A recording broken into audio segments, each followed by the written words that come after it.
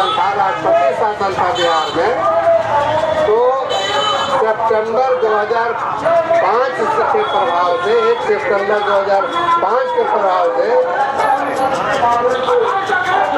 केंद्र सरकार के द्वारा जो लागू किया गया था एनपीएस बिहार के कर्मचारियों के लिए लागू कर दिया। उस समय से हम लोग हल्ला करते आ रहे हैं, विरोध कर रहे हैं, मांग करते आ रहे हैं कि पुरानी पेंशन व्यवस्था बहाल करो। कई राज्य सरकारों ने बहाल भी कर दिया। 5 राज्य है अभी जिन्होंने ओल्ड पेंशन को फिर स्थापित कर दिया। शुरुआत राजस्थान से हुई थी। नीतीश कुमार की सरकार पर किसान पर जोर नहीं रहेगा। बड़ी लंबी बात करते हैं। विधानसभा सत्र चल रहा है, खूब लंबा फेंका जा रहा है, लेकिन ओल्ड पेंशन स्कीम बिहार के कर्मचारियों के लिए लागू हो जाए जैसे झारखंड में लागू हो गया बगल में, लेकिन उस पर कोई चर्चा नहीं, उस पर कोई चर्चा करना नहीं चाहते हैं। जबकि हमारे जो विपक्षी दल के लोग हैं वो ओल्ड पेंशन की बात हर विधानसभा के सत्र के दौरान उठाते हैं। बल्कि हम आपको कहना चाहेंगे, मैंने रिकॉल करवाना चाहेंगे कि देश में जो चुनाव हुआ था 20 में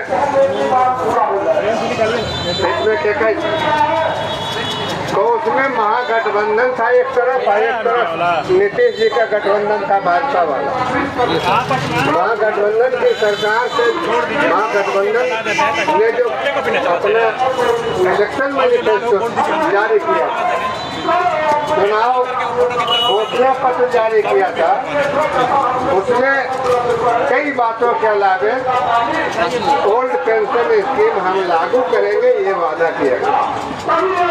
उनकी सरकार नहीं बनी, 10-12 विधानसभा मैंने सदस्यों के बहुमत से उनकी सरकार नहीं बनी, लेकिन बाद में राजनीतिक घटनाक्रम में उलट पुलट के क्रम में पलट मारी और जो कहते हैं पलटू बाबा, तो पलटू बाबा के पलटी मारने के कारण बीच में वह गठबंधन की सरकार बनी जिसमें नीतीश मुख्यमंत्री थे।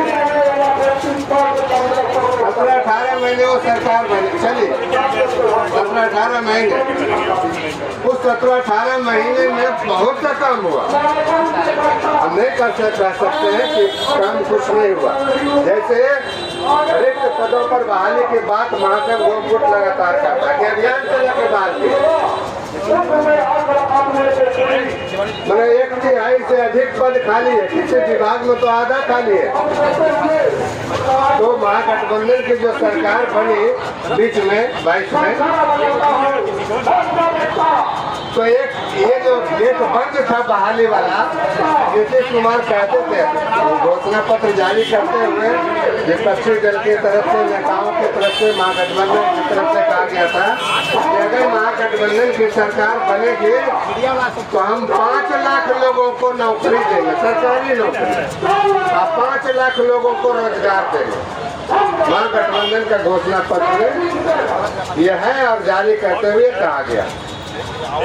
तो उस घोषणा पत्र पर नीतीश जी कमेंट किए थे, याद कीजिएगा आप लोग सभी लोग पढ़े लिखे लोग, कि 5 लाख नौकरी कहाँ से देगा तेजस्वी यादव?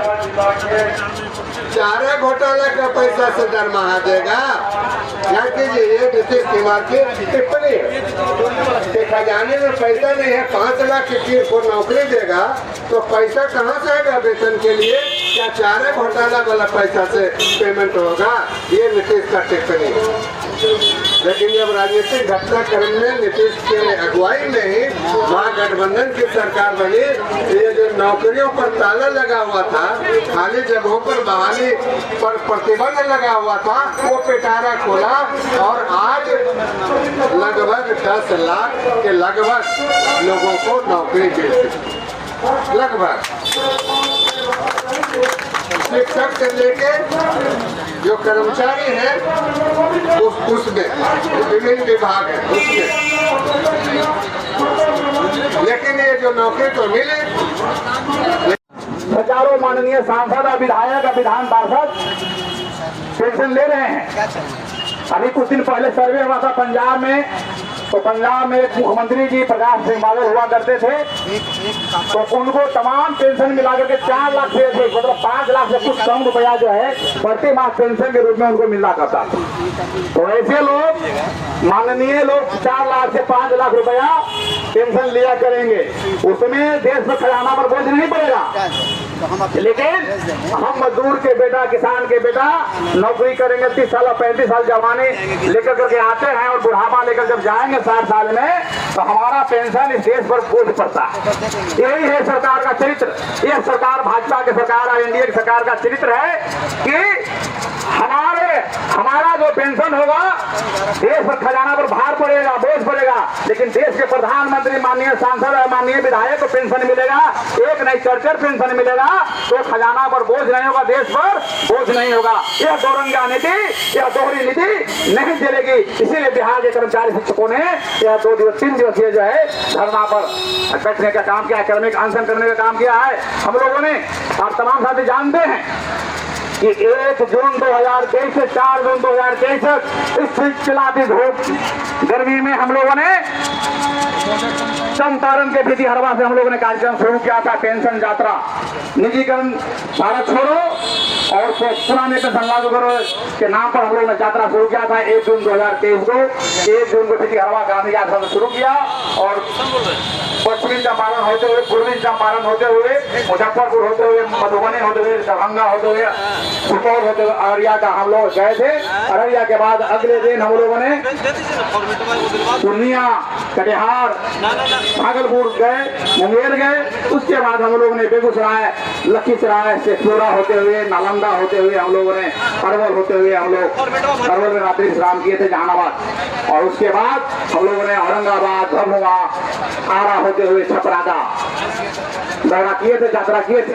तो साथियों, हम लोगों ने लगातार आंदोलन यहाँ किया है और आंदोलन के माध्यम से अपने कर्मचारी साथियों को, शिक्षकों को हम लोगों को बताने का काम किया है कि पुराने पेंशन क्यों जरूरी है और आज को जागने की आवश्यकता है। इसके बाद हम लोगों ने चर्चा हुआ कि ऐतिहासिक रैली हम लोगों ने 1 अक्टूबर 2023 को बिहार नहीं पूरे देश के कर्मचारी शिक्षकों ने, तमाम केंद्रीय कर्मचारियों ने, तमाम राज्यों के कर्मचारी शिक्षकों ने मिलकर के 10 लाख से अधिक हम लोगों ने रामलीला मैदान में, दिल्ली के रामलीला मैदान में हम लोगों ने रैली किया।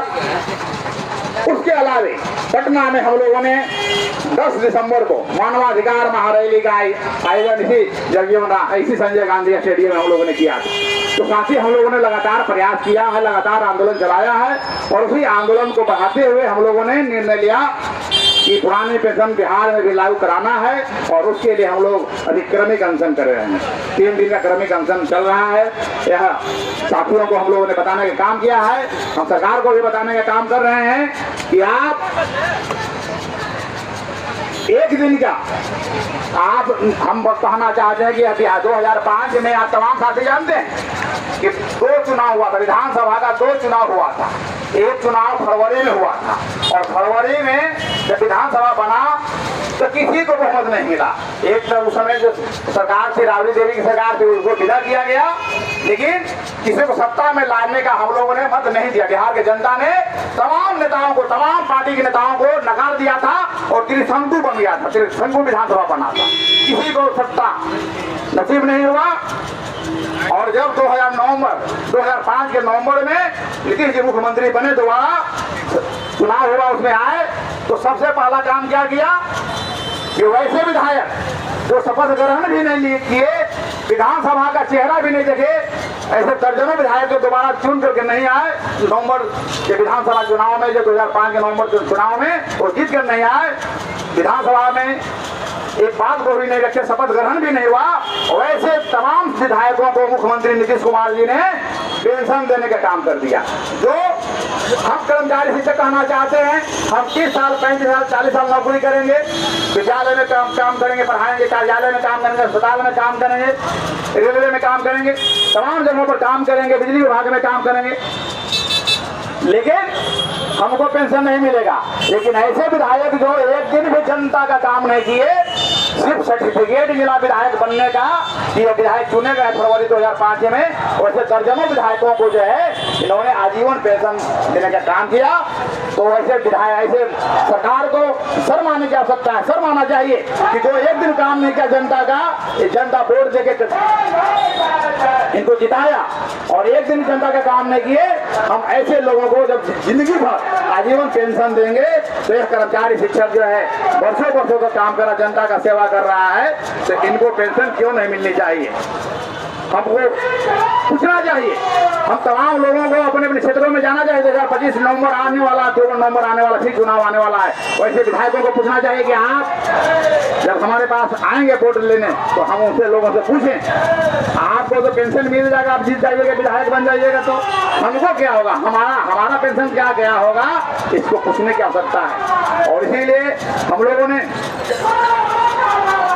एनएमओएस के राष्ट्रीय अध्यक्ष विजय कुमार बंधु जी ने निर्णय लिया है कि यूपीएस की जब हम लोगों ने रामलीला मैदान में जब आंदोलन किया और सरकार अभी जो बने 2024 में, आप तमाम साथी जानते हैं पूर्ण बहुमत की सरकार नहीं, जब सरकार को झटका महसूस हुआ तो पुराने पेंशन के बदले नई पेंशन फिर नहीं लाया, नई पेंशन को तो हटा दिया गया, लेकिन उसके बदले यूनिफाइड पेंशन स्कीम यूपीएस लाया गया। और यह उससे भी खतरनाक, इसको अब हम समीक्षा करेंगे, पढ़ेंगे, ध्यान देंगे तो यूपीएस जो है एनपीएस से भी खराब है। एनपीएस का तो 60% पैसा जो हमारा कटेगा तो मिल जाता, रिटायर करने के बाद 60% पैसा हमारा जो कटौती होगा वो मिलेगा। लेकिन मानव श्रम को, मजदूरों के श्रम को, मानव बल को पूरी तरह से कारपोरेट को हवाले कर देना, और ये एक देश में नहीं पूरी दुनिया में ये चल रहा है। और ये दक्षिण पंथ का मजदूर वर्ग पर हमला है, हम ऐसा मानते हैं और इसके खिलाफ हमको लड़ने की जरूरत है। हमारे यहाँ तरह तरह की पॉलिटिकल पार्टियां हैं, राजनीतिक दल हैं, लेकिन आज यह यकीन कर पाना कि फलाना राजनीतिक दल ओपीएस के सवाल पर वही स्टैंड अपनाता है जो हम स्टैंड अपना रहे हैं, ये शायद बहुत खोजने पर मिलेगा, ये बहुत खोजने पर मिलेगा, शायद मिले भी नहीं। तो आखिर वो वजह क्या है? और वो उसकी वजह जो है वो हमारे राजनीतिक क्रियाकलाप में है। मैं इस मामले में थोड़ा सा प्रकाश डालना चाहूंगा कि अगर हमारी राजनीति सत्ता को सुरक्षित करने में है तो हम ओपीएस के सवाल पर ईमानदारी से नहीं लड़ सकते। जिस दिन हम सत्ता को उखाड़ फेंकने की लड़ाई लड़ेंगे, हम निश्चित तौर पर ओपीएस की पूरी लड़ाई जीत सकेंगे, ऐसा मेरा समझना है, ऐसा मेरा सोच है। क्योंकि जो राजनीतिक ताकतें, जो राजनीतिक दल हमसे दूसरे मुद्दों पर हमारा समर्थन चाहती है, लेकिन वो ओपीएस पर हमारा विरोध करती है, वो दूसरे सवालों पर हमारे साथ समर्थन चाहती है, वोट चाहती है, लेकिन वो दैनिक मजदूरी के सवाल पर वो पहले जैसे आधुनिक गुलाम, जैसे गुलाम रहते थे उसको आधुनिक गुलाम बना दे, इस पर वो समर्थन चाहती है। तो ये दोनों चीज तो नहीं चलेगा। श्रम की अपनी मर्यादा है और वो रहेगी, चाहे तकनीक कितना भी उच्च क्यों ना हो जाए, लेकिन हर चीज को ऑपरेट करने के लिए मानव बल चाहिए। हर चीज को ऑपरेट हो, चाहे न्यूक्लियर की बात हो, रेडिएशन की बात हो, चाहे जितना भी खतरनाक है, चाहे कितना भी बढ़िया चीज हो, उसको ऑपरेट करने वाला तो इंसान हो, चाहे कितना हाईटेक हो जाए। तो उसका हाईटेक होना, तो उसकी सैलरी भी हाईटेक होनी चाहिए, उसका ओल्ड पेंशन स्कीम भी हाईटेक होना चाहिए। तो हमारा तो मानना यह है कि जो ओल्ड पेंशन स्कीम आज का वेतनमान है, जो पहले का पुराना वेतनमान था, उस वेतनमान के अनुसार हमारा पेंशन जाना चाहिए था, वो यह रहा है कि जो पेंशन है वो खत्म किया जाए। तो हम इस सवाल पर सरकार से दो हाथ करेंगे, वो हमारे चचा हो, हमारे भतीजा हो, हमारे रिश्तेदार हो, हमारे नातेदार हो, सत्ता की कुर्सी पर किसी भी जाति का नेता हो, किसी भी धर्म की सरकार हो, और कोई भी नेता जाति का हो, किसी धर्म का हो, हमको इससे कोई परवाह नहीं करनी चाहिए और तमाम श्रमिक वर्ग को इस सरकार के खिलाफ जोरदार हमला करना चाहिए और इसी का नाम महासंघ गोरखपुर है और ये ऐसी स्थिति है। हम आपको इतना ही बात करते हुए मैं अपनी बात समाप्त करता हूँ। धन्यवाद। आप लोग यहाँ बिहार में करिए, आने वाला चुनाव अभी है, अभी आपका चुनाव होना है। इस मुद्दे को जिसे आप लोग लगातार कर भी रहे हैं, भाई एनओपीएस मुझे लगा सबसे देर में बिहार में बना है, कई राज्यों बनने के बाद 3-4 साल, और लेकिन उसके बावजूद भी आप लोग बेहतर कर रहे हैं, तब भी आप लोग अच्छा कर रहे हैं। अब ये कोशिश करिए कि जैसे ये आपका 3 दिन का कम्युनिकेशन जब पूरा हो जाए तो आप लोग व्यापक हम जब 18 वर्ष की नौकरी, 18 वर्ष की उम्र में जब हम सेवा में आते हैं और 38 वर्ष तक जब हम अपना योगदान, अपने सारा जीवन समर्पित करते हैं सरकारी काम के लिए, तो रिटायरमेंट के समय हमें पेंशन से वंचित कर दिया।